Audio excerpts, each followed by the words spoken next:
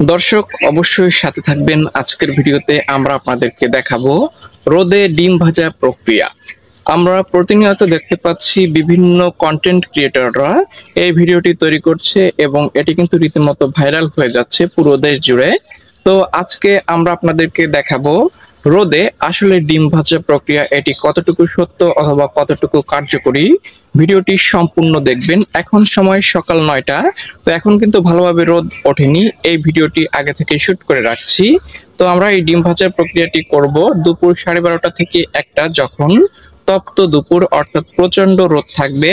তখন আমরা আপনাদেরকে দেখাবো আজকে আমার জেলাতে কত ডিগ্রি সেলসিয়াস তাপমাত্রা উঠেছে এবং এই তাপমাত্রায় আসলে কি ডিম ভাজা যায় কিনা। আপনারা সকলের সাথে থাকবেন। বন্ধুরা, ভিডিওটি শুট করার জন্য আমরা কিন্তু মাঠের ভিতর চলে আসছি, দেখতে পাচ্ছেন এখানে। তো আমরা এখন একটি কড়াই নিব, কড়াইটা এখানে রোদে রেখে যাব, 10 মিনিট পরে আসব।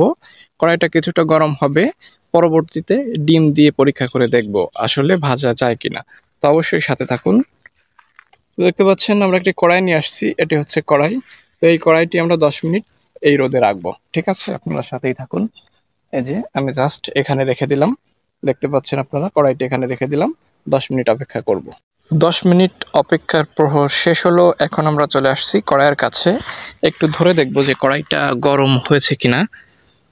হ্যাঁ, অবশ্যই অনেকটাই গরম হয়েছে, প্রচুর রোদ তো গরম তো হবেই। এখন আমরা ডিম এবং অন্যান্য সামগ্রী নিয়ে আসব। এই যে দেখতে পাচ্ছেন আমরা ডিম নিয়ে চলে আসছি, মুরগির ডিম। তারপর এখানে আছে খাঁটি সরিষার তেল, আমরা অবশ্যই দিয়ে দিব। পরিমাণ মতো কিছুটা তেল আমরা এখানে দিয়ে দিব, যাতে ডিমটা মোটামুটি ভাজা হয়।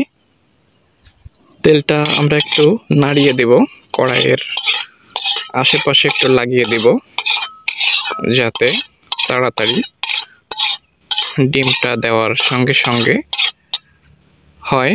তো এখন আমরা কিন্তু ডিমটা ভেঙে দিব, দেখতে পাচ্ছেন এই হচ্ছে ডিম। এটা আমরা এখন ভেঙে কড়াইতে দিব, দেখি কি অবস্থা হয়। বন্ধুরা, দেখতে পাচ্ছেন আমরা ডিমটা কিন্তু ভেঙে ফেলছি, এই যে দিয়ে দিলাম কড়াইতে।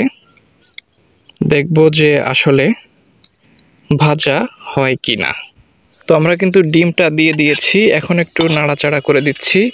এখানে কিন্তু তেল রয়েছে প্রচুর পরিমাণে, ডিমটা ভাজা হওয়ার জন্য পর্যাপ্ত তেল রয়েছে এবং ডিমটাও কিন্তু আমরা দিয়ে দিয়েছি, নাড়াচাড়া করতেছি। এবং এই কড়াইটি কিন্তু 10 মিনিটেরও উপর, মানে 10 থেকে 15 মিনিটের মতো রোদে রাখা ছিল।